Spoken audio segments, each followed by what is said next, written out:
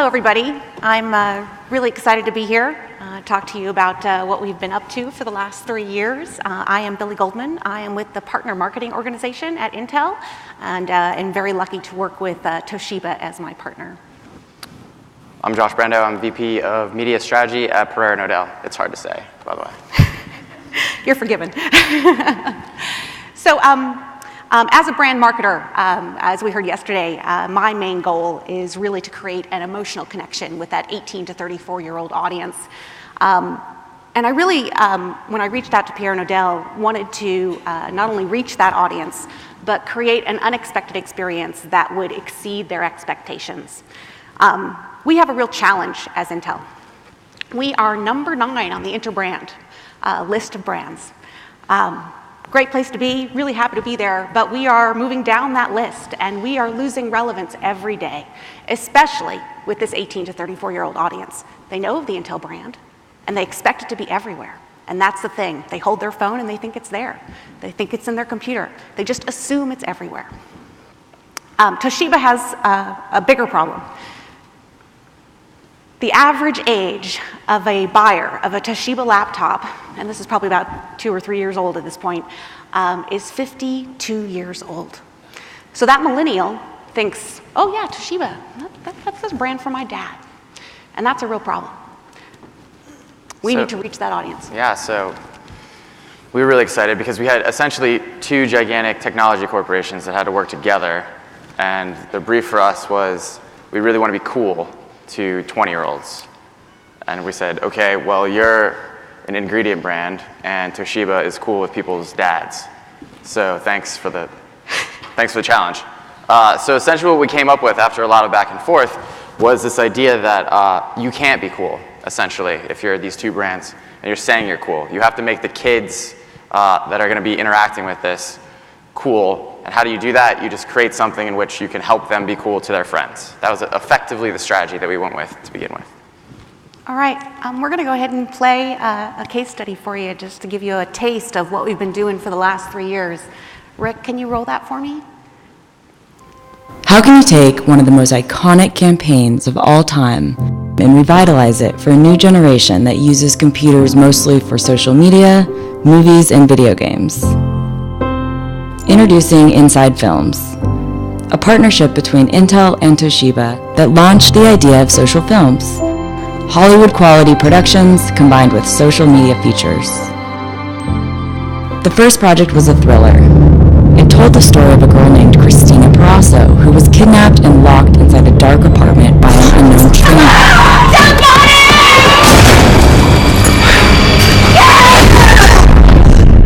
Left with only an internet connection and her Toshiba laptop, she instantly reached out through social media for help in the film.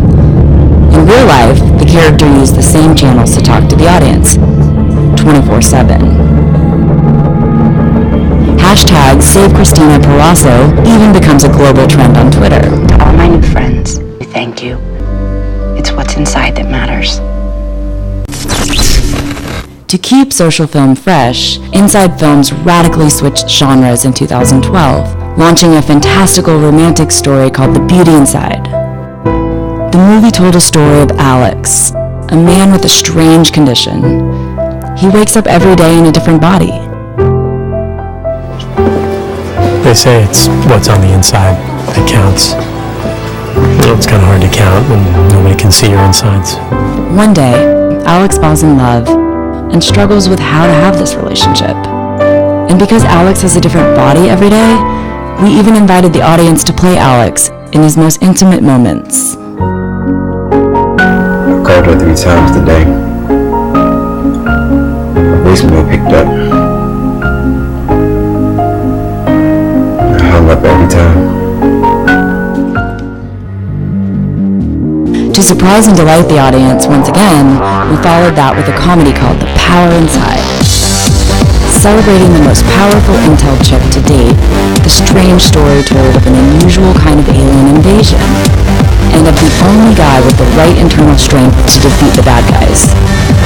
What's happening? She's coming for you now.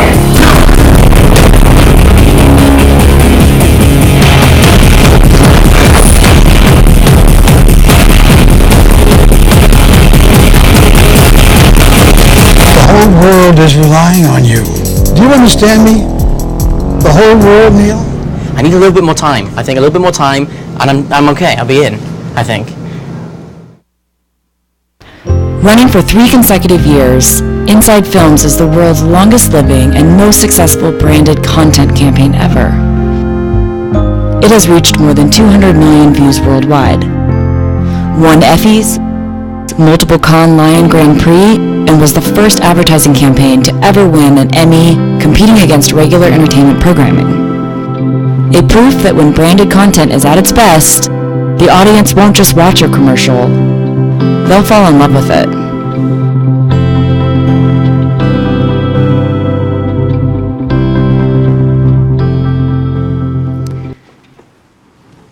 And the results have been phenomenal. Going at it the first year, when Prix actually presented the concept, I have to say it as a marketer, I don't often feel scared. And boy, my heart was pounding. And it was like, oh my God, we have to do this. And it didn't match our brand voice. It didn't match Toshiba's brand voice. But it's like, wow, let's go take a risk. I am actually rewarded. I'm very lucky at Intel. I am in one of those rare positions where I am rewarded for being innovative. And so we indeed are living on the hairy edge of technology and really pushing it to the fullest extent of what it can do. That first film allowed us to go and pitch the second one.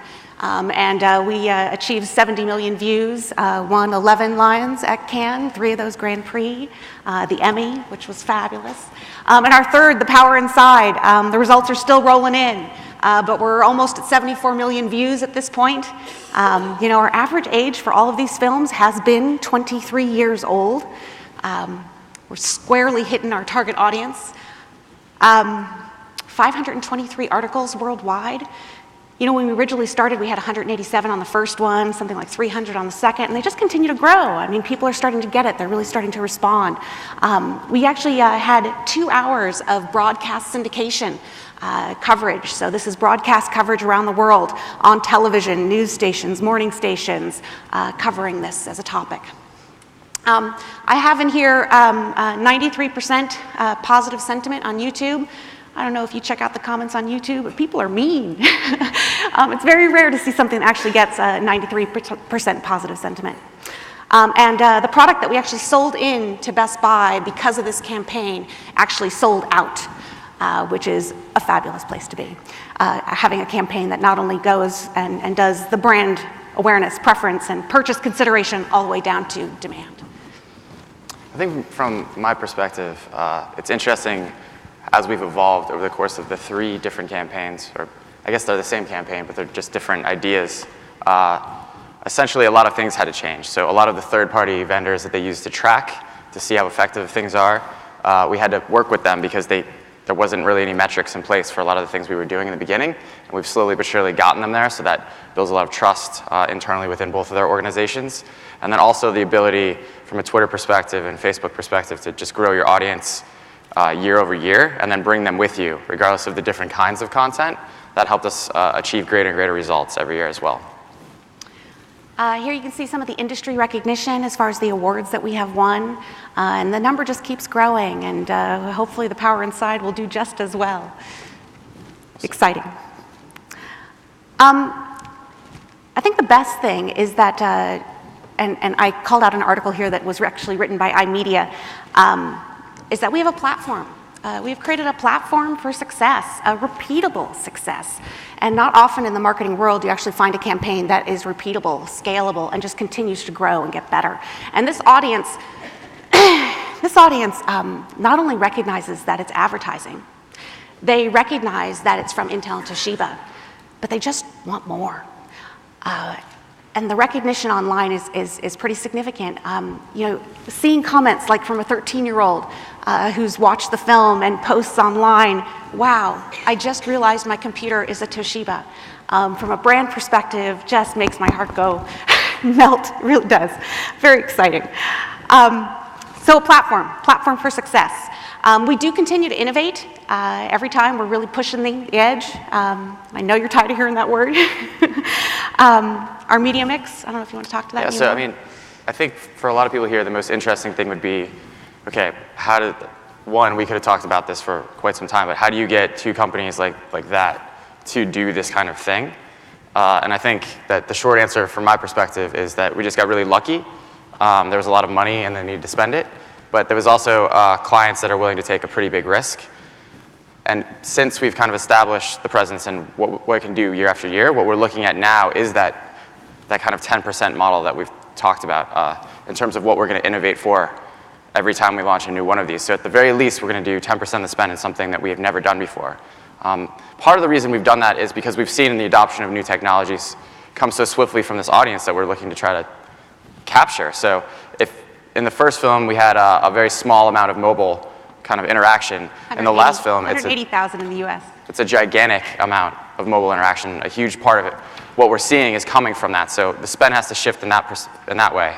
Another thing we've learned fundamentally from a media mix perspective is that we can plan as much as we want in terms of how we're going to have these people engage with each of these campaigns, but really a lot of the engagement has to come from them. They have to be part of it. They have to actually be engaging with us on these social platforms.